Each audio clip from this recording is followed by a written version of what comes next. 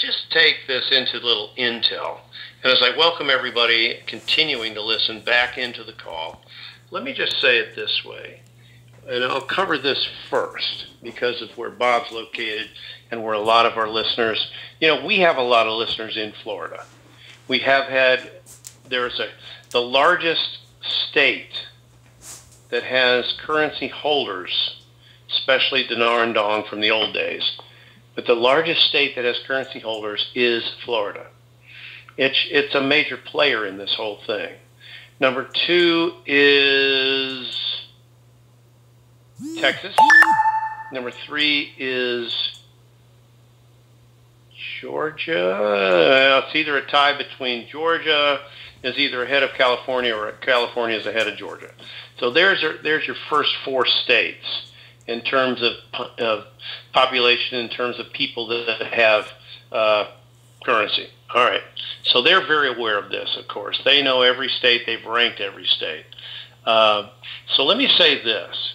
When it comes to the redemption centers, which we have some idea about, the redemption centers have already been given evacuation notice from Tampa south. From Tampa southward, and kind of draw a line across Florida that might be close to where I-4 comes across Florida, except I-4 goes and then it turns north as it heads up a little bit. But that's a rough idea using Interstate 4, as every place from there and below has been given evacuation orders. And I'm talking about, now guys listen to me, I'm talking about the redemption center personnel have been given the orders that they've heard from the governor to HSBC. So look at it this way, Governor, and I believe, Bob, isn't it Governor Scott? I believe that he's the governor. Rick Scott. Governor Rick Scott. Right. Governor Rick Scott gave the order to HSBC for them to evacuate, and they started evacuating, I believe, yesterday in South Florida. So picture that line across the peninsula of Florida from about Tampa south, okay? Everything above that has still been, and I'm including Orlando and other larger areas that have been in the redemption center still. We had 68% of redemption center coverage in Florida as of about 6 o'clock Eastern, I'm going to say, tonight. Now, the order came in around that time that they want the Tampa redemption centers, the Orlando redemption centers to be evacuated tomorrow morning at 10:30 Eastern time. So that takes a number of that 68% that was ready to go, that reduces that number. And then there's concern also with the projected path of the storm to take care of Jacksonville, Florida, J-A-X, Jax. So Jax is it's a huge city, one of the largest cities in terms of square mile area in the country. It's a big city in terms of square mileage, okay? And we're going to know what happens tomorrow afternoon on Jacksonville redemption centers. Now, the bankers in South Florida have already left. I'm talking about the actual bank locations. They're gone, okay? But the redemption centers, those guys stayed put all the way to about today.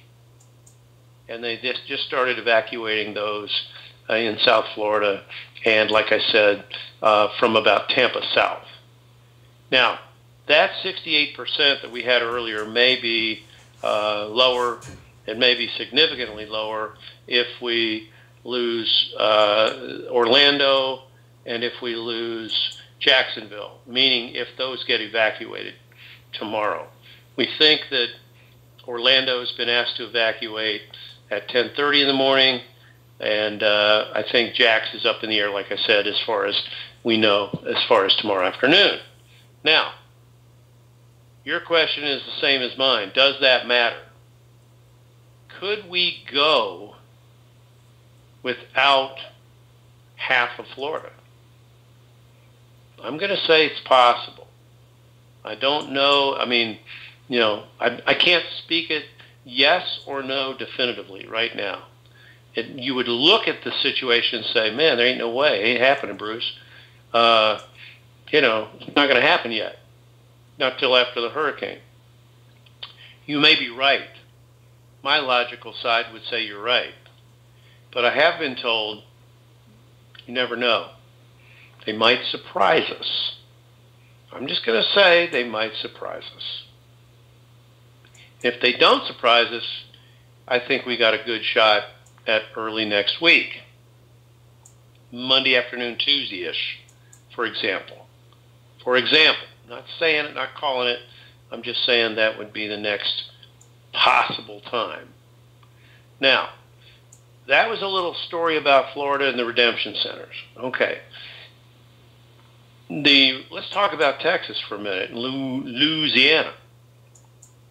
Okay?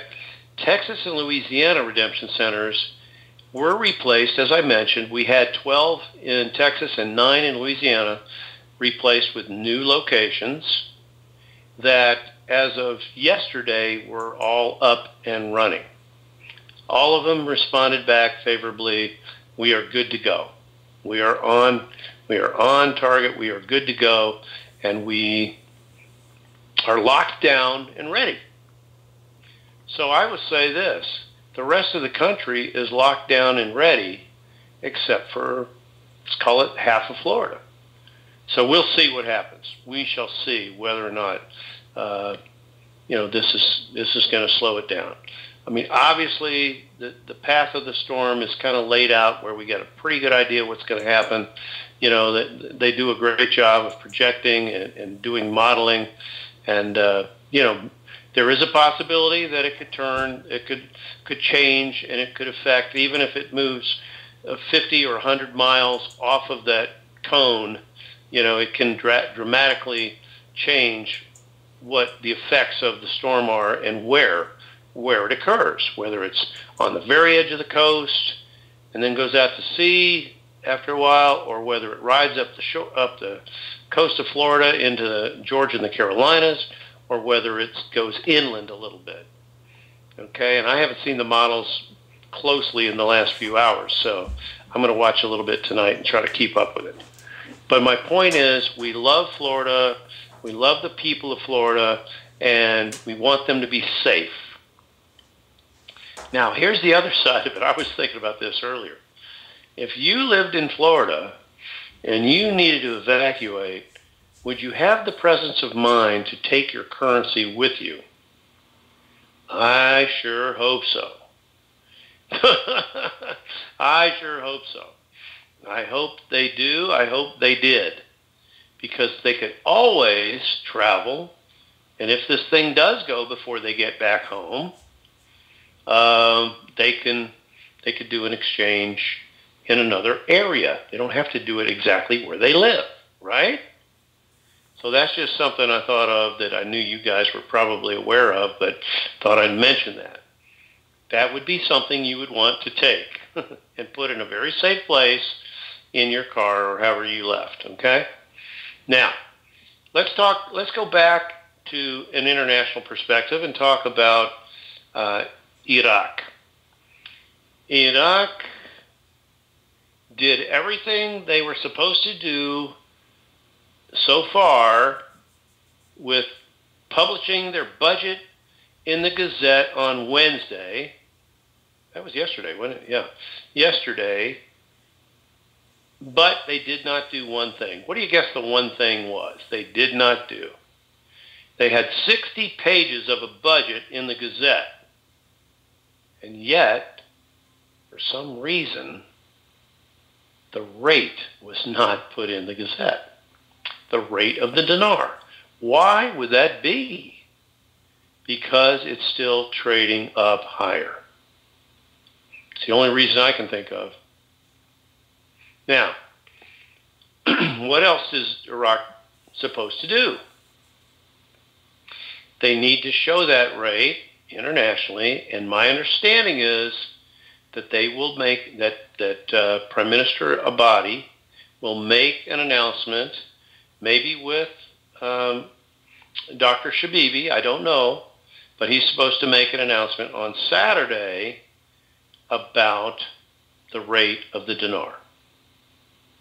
Now, if that occurs, then I think that's the last thing that would need to be done. They put that rate out, they make it known, and then they are able to go. They're ready to go. They're already going now, guys. It's us that aren't going. They're going. You know, they're the ones that have the lower denoms coming out of the ATMs for a couple of weeks now.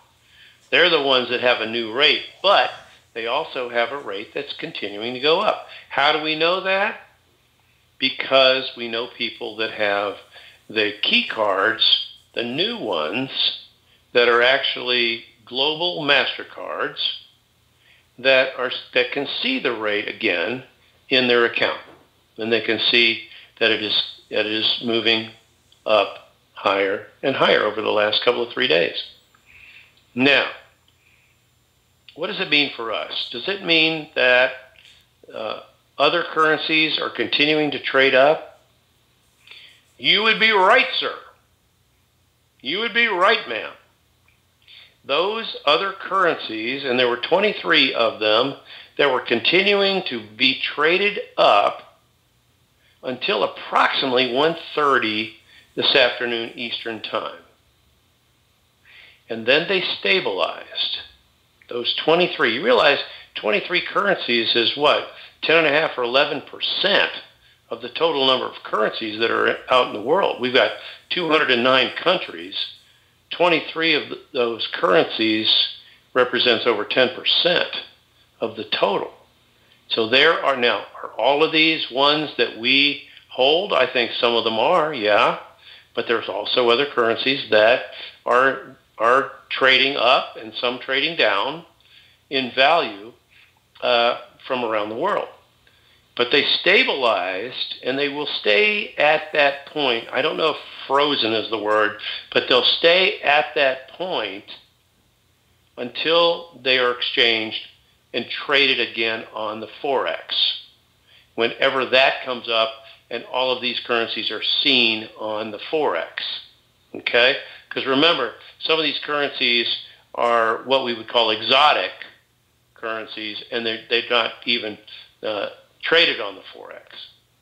But these will be, okay? Obviously the dinar and the dong and the zim and the rupiah and the Afghani and the, what do you got? The Iranian rial. I think they'll all be on Forex, okay? So we have that to look forward to. I am hearing that there's been some chatter about the zim out there online. There's been a lot of misinformation put out recently about the zim. I don't know why. I have no idea why, except that I'm here to help you straighten it out. You guys know I've talked to you roughly about the rate of the zim for a while now. When it kind of first came out about 3 years ago, we talked about it. We were hearing about it. We were learning more about it. Maybe it was even longer than 3 years ago. I can't even remember. And we knew that, you know, the rate was coming in at a few cents, 3 cents, 6 cents, in that range. We thought, oh, that's fantastic. Then we heard more like 13 cents, 16 cents, 18 cents. And then after that, it went up to where we're like, oh my goodness, are you kidding me? And there's always discussion about whether zeros would be locked, 6 zeros, 3 zeros, no zeros. We came to find out, especially through the experience of people that have already exchanged, that there were no zeros locked, that this was a bond, not just a currency, but a bond, and that you don't lop zeros off of a bond. And that the bond not only is it very, very valuable, but is gold backed. that it is gold backed. And China saw to that. China came in and saw to that and backed Zimbabwe with gold. Okay, China's done a lot of things to back these currencies and give them value, real value. So what you have, if you have those Zimbabwe notes, or we'll call them bonds, from 2008, A and B, is you've got something that will be redeemed and continue to be redeemed and have great value. Now, the banks are very interested, especially HSBC, in taking the ZIM in.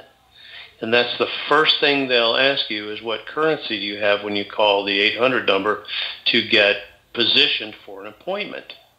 They'll say, what currencies do you have? You say, if you have, you say, I have ZIM bonds, Zimbabwe ZIM bonds, and then you can say any other currencies that you have after that.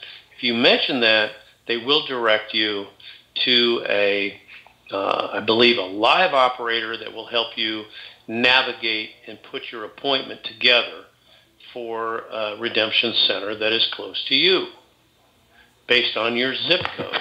Okay? So that's something we've talked about before for months. But here's the thing. The ZIM has great value, and it has great value to the banks and to the end buyers of the ZIM. Eventually after it even gets into HSBC. So here's the thing.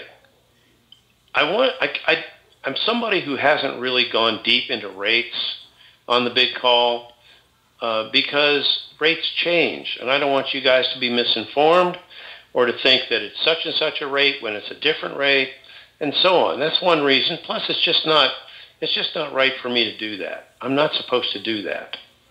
I will tell you, though, that the rate is very, very good, and it's going up, and it has gone up in the last few days. So don't worry about it. The screen rate's incredible. Just by itself, the screen rate's good. Now, we've heard some chatter out there about, oh, you're only going to get a few cents, or you're only going to get that.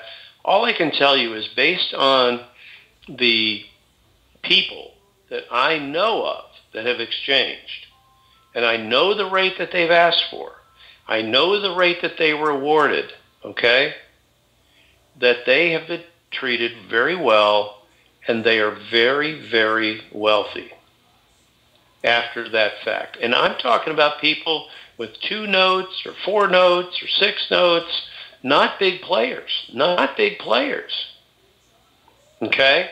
So don't be concerned about that. You're not going to have any trouble getting a decent rate. Even the screen rate is superb. Now, what about the timing for this? Yeah, they do want to get as much of the ZIM in as possible in the first, let's call it 4 or 5 days of exchange. They do want that, of course. Now, what we have heard recently is that the redemption centers were to start being used on the 5th, which is yesterday. Today's the 7th. That was 2 days ago, since today's the 7th. And they are still waiting to start. We heard they extended the plan for those to work in the redemption centers until the 20th of September. Now, since we got a 2-day later start, could that be re-extended another couple of days? I think it's possible. I don't know that, but I think it's possible. Will they take care of the people that have been moved out of Texas and Louisiana temporarily from their homes and possibly from Florida as they evacuate and we await what Hurricane Irma does? Yes, they will take care of those. I would say this: if you are a person that's been displaced by a storm, whether it was through Harvey or possibly through Irma or anything else, go ahead and call in, set your appointment, but let them know your situation, and you should be able to set your appointment for a much later date, unless you have your currency with you, and you can go ahead and set an appointment and do it in another city. in another city. Let's say you made it all the way to Atlanta, or you made it up to Charlotte, or you made it over to any place else where we know we're going to have redemption centers all over the country. And if we do go before, let's say early next week, if we do go, then you'll be able to set your appointment and take care of business in exchange, okay? But what I'm saying is they're going to cover those that might not have been able to exchange because of the storm. They'll cover those and extend that opening so that you'll still have the ability to set privately negotiable rates, especially on the Zim, after you get home. Let's say after the initial, I know where they're planning to go through the 20th. I don't know if they'll go beyond the 20th or not for us, meaning the internet group, Tier 4. I know that through the 20th is available for redemption centers to stay in place for that. We also heard yesterday that the John Q public, I call them, these are people not paying attention, not really aware, not online, not listening to the big call. Those people were to start around the 20th. They pushed them from the 15th to the 20th of September. Okay, so they may still start then, or they may get pushed back a little bit based on the storms. I can't say that for sure.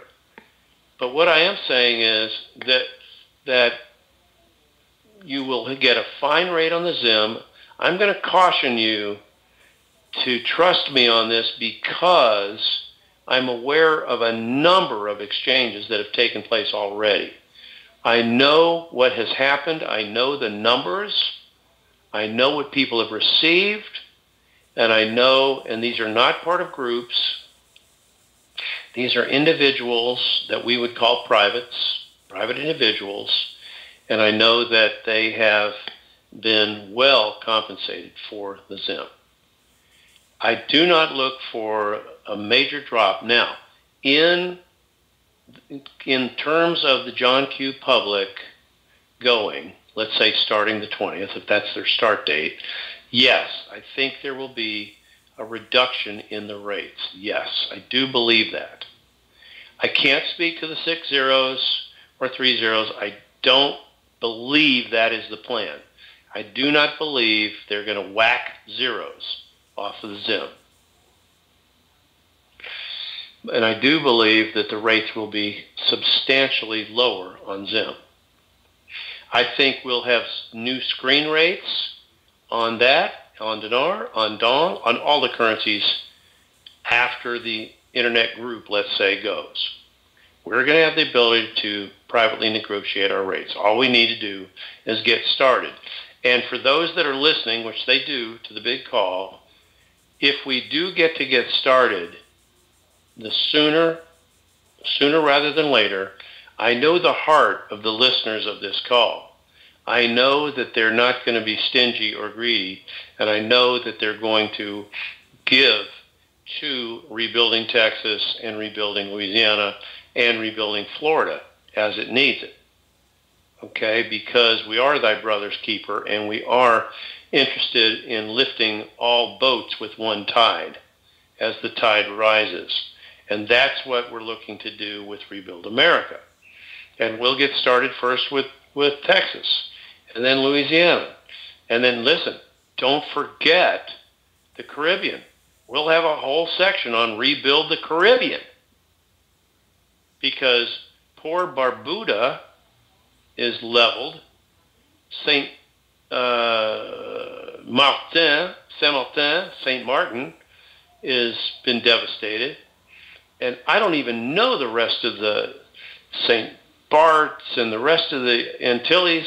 I don't even know how the rest of them are doing. I think Puerto Rico escaped, I think, with heavy winds and rain, I think. But I don't even know that right now.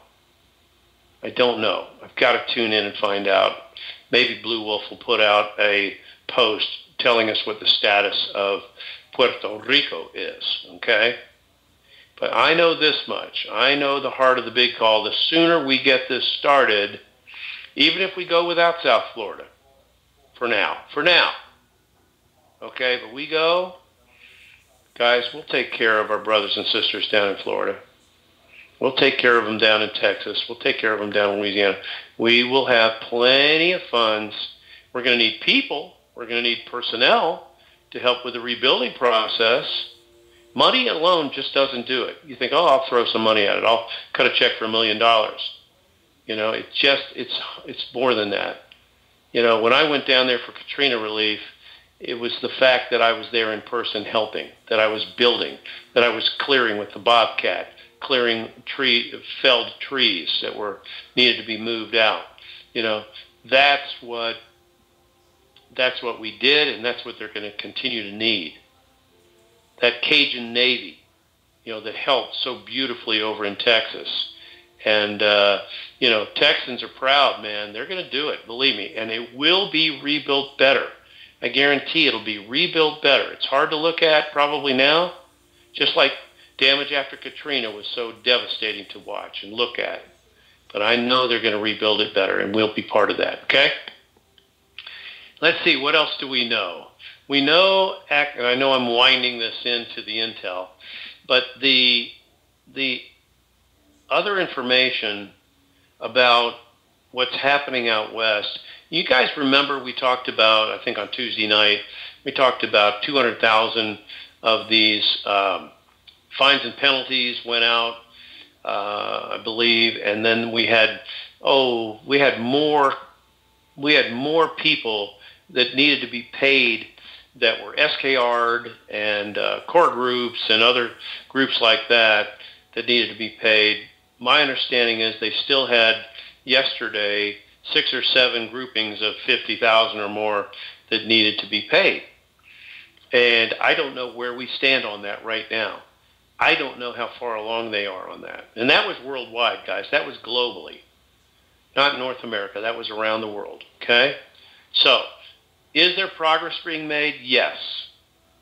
I don't know where we stand on those or whether they all need to complete even before we were to go. My understanding is they may not have needed to finish. But I don't know if they have finished yet. That's one thing I wasn't able to find out. But I will say this, money has been moving. We had a major tranche a couple of days ago, okay, by our lead bank. And then we had one that we were expecting to happen on Saturday morning, this coming Saturday, that actually arrived this morning at around 9:30 in the morning.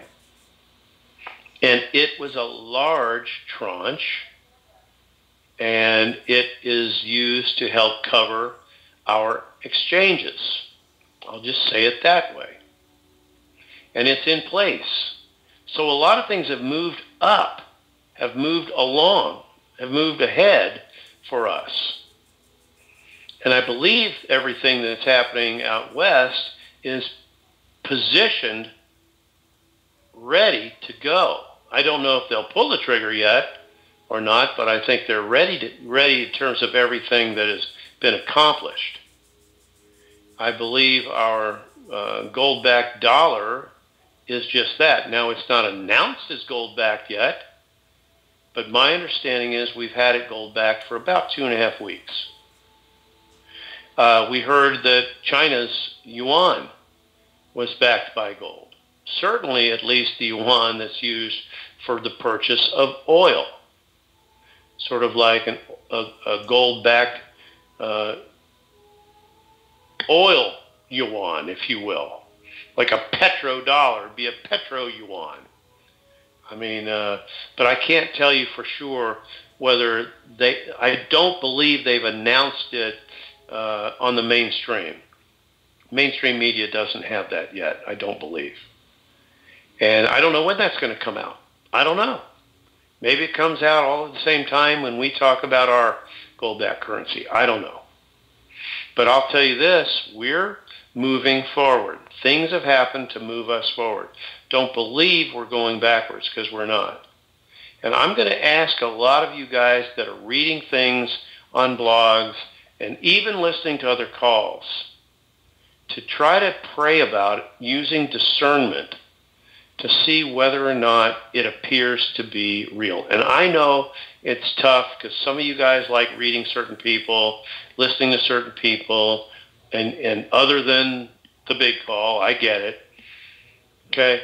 But just beware that I'm talking about real exchanges that I know of that have happened for months now with the results that I know about. And I can tell you that real rates that are decent rates on the ZIM have been paid out, and these people that I know of have had liquidity in a day or two on most of these transactions. All right, let's talk about one more aspect that I know is a concern to people, and that is the structured payouts and the idea of using their trusts. Okay, now remember, the trust is a legal, and I'm not an attorney, I'm not a CPA, and I don't play either one of them on TV or radio or the big call. So here's the thing. You've got the trust that the banks want you to utilize before you even leave the bank with a so-called skeleton or bare bones trust that would be in place before you leave the bank after your exchange. Okay, and that's good. And if you have a trust already, bring that paperwork and information with you so that they can have that and you can utilize your own trust for your exchange. You would have the ability to superimpose a new trust within 6 months of your exchange, so that'll give you time to get with an attorney and a CPA or more than one and create the kind of trust that is right for you or the kind of structures that you need, whether it's a foundation, whether it's a 501c3, or whether it's another like LLC or series of LLCs, and so on and so forth. Have all that set up so that you could reintroduce that with your private banker or money manager for the bank that you utilize or banks that you utilize. But what you want to do is when you go in and you get your exchange total in US dollars, and you know what you are either with just the ZIM or with all your currencies, whatever they are, okay? You designate a certain amount that you want to utilize for your humanitarian projects and a certain percentage that you want to use for your own use, apart from humanitarian projects. Let me try to clarify what I think has been misunderstood out there. There is an 80-20 concept. The banks, and I'm talking HSBC because that's where our structured payouts will be held for the most part. Okay? That 80% is what HSBC wants to keep in the bank to pay you interest on, okay, so that you can utilize it for your humanitarian projects. You might designate 80% or higher for your humanitarian projects. You might go, well, I'm going to use 90%, or I'm going to use 95%, or even 98%. And that money will be continuing to earn interest, okay, that will pay you quarterly, meaning, 4 times a year. And that interest would be used, that you can use to pay out, to utilize for your humanitarian projects, whatever they are. But the 80% and the 20%, that's the minimum that I understand that Wells wants to keep is 80%. I don't mean Wells, that HSBC wants to keep in the bank and give you access to up to 20%. So you would have access to up to 20% of your exchange, as I understand it. But 80% of certainly the ZIM exchange would need to stay there because the numbers are so big. So big.